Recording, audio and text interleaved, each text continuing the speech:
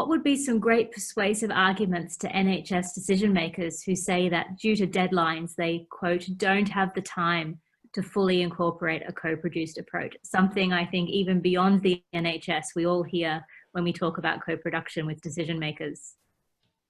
Do decision makers have time to waste money on poor outcomes, on poor health outcomes for the community? Do decision makers have time to have people coming to them in poorer health with a less likelihood of a good outcome? I just throw it straight back, because if you want to spend time, if you want to spend money and not time, then fine, go ahead. But I would definitely say that the investment in terms of understanding what it is that patients need and want from services will repay that investment of time, which does cost money. You know, I can't put a quantity on it, but I'm just going to say threefold.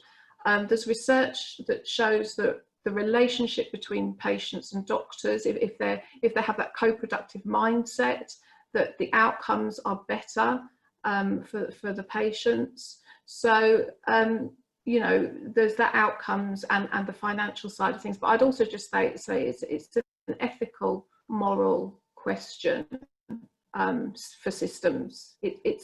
It's not an I don't have time question. Actually, I would flip it and say, does a system have time and resource to waste when lives are at risk, really?